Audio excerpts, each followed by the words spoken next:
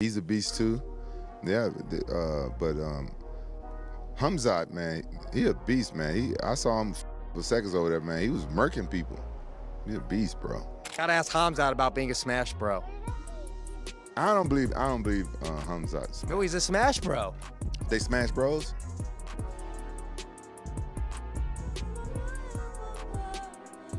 He already won UFC 319, and that's the terrifying part because the win didn't answer anything. It made everything worse. And now rewind, because you need to understand how a night that was supposed to silence doubts instead cracked the entire division open and exposed a routine so strange, so brutal, so off the rails, that even Rampage Jackson sounded rattled saying it out loud. And math. This can't be real, not after what we just watched, not after a victory that felt less like dominance and more like a warning flare fired straight into the future of this sport. He's a beast too. Yeah, but Khamzat, man, he a beast, man. I saw him seconds over there, man. He was murking people. He's a beast, bro. Who do you compare that to? You fought the who's who. You've been inside the octagon with John Jones. Who does Khamzat Chimaev remind you of, if anybody at all? No, he don't. No, he's a different animal. But his work ethic reminds me of Michael Bisping, though. Okay.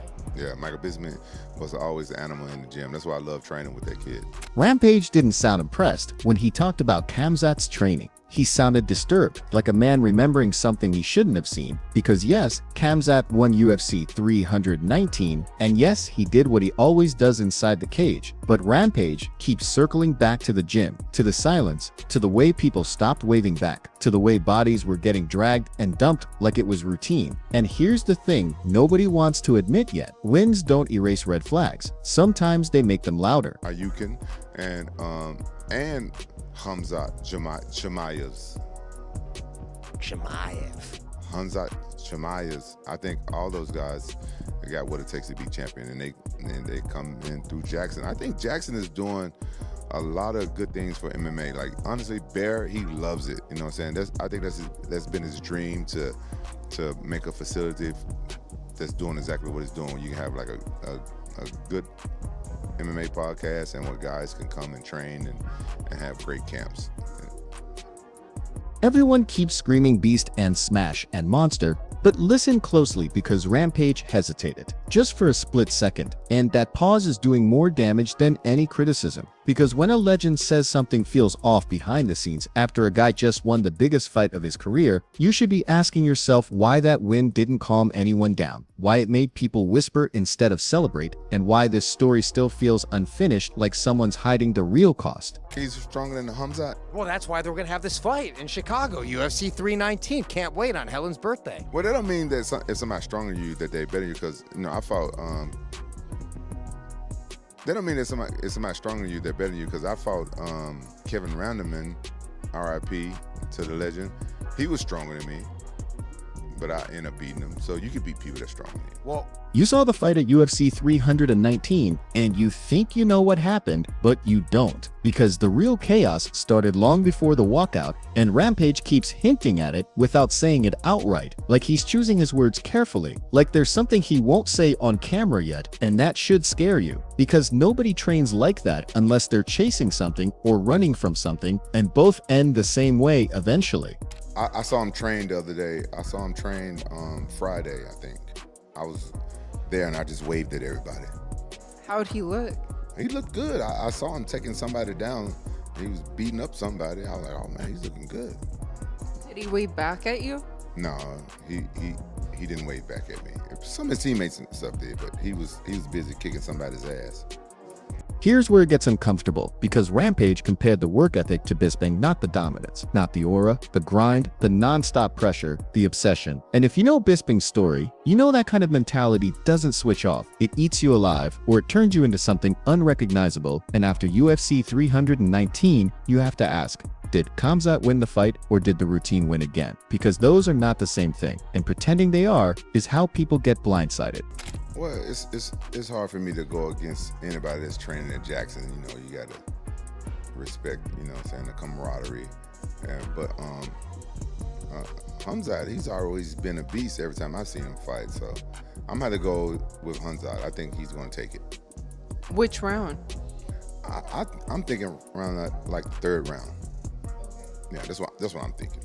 Everyone said cardio would be the question, and then UFC 319 happened, and suddenly the question changed because he didn't fade the way critics predicted. But that doesn't mean the concern is gone. It means it moved, it mutated, it went deeper, because now the fear isn't can he last, it's how long can he keep doing this to himself before the body or the mind snaps. And trust me, somebody in that camp knows the answer, and they're not talking yet. We'll be doing live sparring today, so technically they've been doing like a technical sparring in the morning, and then they do like a drilling and more technical sparring at night. But normally this morning session is when they let the hands fly. Khamzat loves to do wall work. He loves to kind of work on his wrestling and his technique. It's cool because he has multiple coaches helping him. Brendan Schaub's with Pat Downey kind of watching and getting like a good look of everything that's going on. Then he has the rest of his team coming in from, Switzerland and Sweden and Chechnya and Dubai. We have a pretty big squad. Rampage watching him train and not getting a wave back sounds small until you realize what that really means. It means total tunnel vision. It means isolation. It means a fighter so locked in that even legends become background noise, and that's powerful until it's not, because history is filled with champions who stop seeing anything except the next body in front of them. And those stories never end clean. Never end clean. Unorthodox fighters before, DDP, he is a good fighter. He has heart, he has skills, he has everything. That's why he's a champ. And he's shown that a couple of times. So, he has the skill set, But Khamzat has everything to beat him. He has better wrestling, he has better striking, he has more heart, he's stronger. He has everything, all the weapons to beat him, So now he has his team in town. And he has his team. People keep celebrating the win like it closed the book, but UFC 319 didn't close anything. It opened a new chapter, and the tone is darker because now Khamzat has proven he can win even with this bizarre grind, even with whispers of overtraining, even with critics circling like vultures. And that makes the stakes higher, not lower, because the UFC isn't about if anymore, it's about what happens when this routine meets the wrong moment at the wrong time. How do you see it? Yeah, I look at, look, I know I've gotten a lot of flack for being a Chimaev hater. I am not a Chimaev hater. I don't care what anyone says. You guys can all take it. You guys can all just eat shit. I'm not a Chimaev hater. I love watching the guy fight. He's a fantastic athlete. And I actually kind of feel, I feel that I have been vindicated by a lot of the other media that has also kind of said exactly what I've said. You think Rampage is just talking, but listen to how he talks, listen to what he avoids, listen to the words he repeats, because that's where the truth leaks out. And he keeps coming back to how people were getting murked in training, like it was casual, like it was nothing. And that's not praise, that's a signal, because gyms are supposed to sharpen you, not hollow you out. And someone needs to explain where that line is now. The concerns will be, what will he be at? What will he be like after rounds 1.5? Going into round 2, can DDP survive rounds 1, maybe even possibly 2? Can he survive? If he can survive round 1, I think he survives round 2, 3, 4, 5. That's where I'm at. If you can survive round 1, I think DDP has a really good chance of surviving rounds 2, 3, 4, and 5, and possibly even getting Chimaev out of there by rounds 2, 3, 4, and 5. That being said, did you see, because I know the knock is his cardio, and there's been several people talking about, I've been one that has knocked him on his cardio, and a lot of that I feel also has nothing to do with him. Fuck, I hope he makes it to the fight. I hope something crazy doesn't happen. They were saying he trains so hard that a lot of times the reason he pulls out because he's always overtraining, and he's been training with that training guy's name, but some of those workouts those guys do look so hard. Call that guy the EPO guy. Is that what it is? I don't know. Isn't that the Dillashaw guy that he was training? I think so. Oh, I see what you're saying. So, Chimaev's never tested positive for anything, right? no. Apparently the trainer didn't know too, is what they said back. Yeah, they all say that. Okay, any advice on how to get good peptides? I mean, good peptides, it seems like it says they can get a hold of peptides. Amazon? Yeah, Amazon. I heard not- there's just so much fake shit on Amazon. They'll be selling like... Just seeing them side by side, it kind of answered a lot of my questions. It made me feel like Chimaev's coming in 100% prepared. He will be able to push the pace. He'll be able to fight at a pace that people are not expecting him to fight, including me. I'm not expecting him to be able to fight at a hard pace for 5 rounds. No one can. But I guess what I'm at is some of this have to do with when you're training, you can push yourself and your body to that next level. But when it's a fight, there's that adrenaline dump. There's that he doesn't know how to control himself that first round. And we've seen this with amongst a lot of other fighters before in the past. They don't know how to control. Michael Chandler. DDP. I think DDP too, dude. He's awkward. Just when you're not like, when people are used to, I think like even like pros and when we spar amateurs do shit completely different. And you get hit with shit like, hey, you're not supposed to go that way, and shit happens. And I kind of see that's how DDP is. It's like he's still kind of green, but he brings people to his level. To his level, yeah. Like, oh awkward. shit, this is awkward, and then like you're already a step behind. I hate fighting guys that are awkward. That don't throw the punches don't come down the pipe. It's awkward, man. That's for sure. In DDP, he's got that big neck and those big traps. It's not going to be easy to get under that guy's chin. And the thing is, yeah, after there's no way Khamzat's not coming out going. And don't get comfortable, because this is where it twists again. Because after UFC 319, the target on Khamzat didn't shrink, it doubled. Contenders are watching that tape differently than fans are. They're not asking how do we beat him early, they're asking how do we survive him long enough for that routine to show cracks. And if you think nobody is planning for that, then you're lying to yourself. Someone's already building a blueprint quietly. And the thing is, yeah, after there's no way Khamzat's not coming out going to take him out in the first round. I just don't think that would be the first time Khamzat came out there, touched gloves, and made it a tactical, I'm going to be smart with my energy. I just don't think there's any way he's going to do that. Yeah, he's fought like that his whole career. Like, yeah, you're not going to change. You can't change it up. You know what I mean? What's the longest time that's went by without him taking a shot in a fight? I mean, Gilbert Burns and those guys, if you go rewatch that fight, that was such a goddamn sick fight, dude. Gilbert Burns took him into that 3rd round. Kamaru took him into that 3rd round, and Kamaru was starting to pick up the pace. Kamaru was defending his shots in the 3rd round too, and if that fight would have went 5 rounds, Kamaru would have got it. Oh yeah, for sure. Yeah, so I mean, I think a lot of people are counting Dreykus out, but I just... You know, what's the odds for the fight? DDP's finishing everybody. Khamzat's finishing almost everybody. He didn't finish Usman, didn't finish Gilbert Burns, but he's annihilating guys. Annihilation with strikes, with submissions. Both these men are like runaway trains. When it comes to finishing, they attack. They're relentless. Their records are spotless. I always love fights where I don't know what's gonna happen. I look at the blue corner, I'm like, that guy's a killer, he's gonna beat anybody. Then I look in the red corner, I'm like, wait a second, no, that guy's a killer and he can beat absolutely anybody. And this is one of those fights. I keep looking from one corner to the other, and I have no idea who's gonna win this fight. It's an absolutely insane matchup. I'm super ultra excited about this fight. But guys, I'm gonna give you my pick. I didn't look at the odds makers. I don't want to see any of that. I'm telling you, I'm picking Khamzat Chimaev. I know we're going to dispute.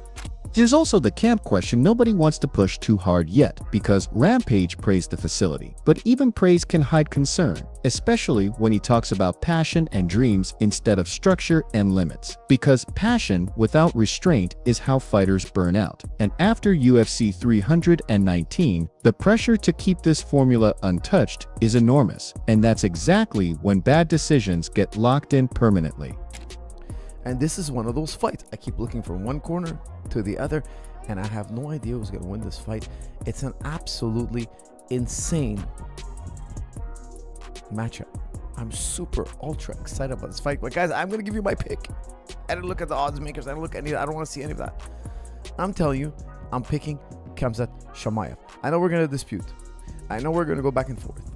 I put a poll.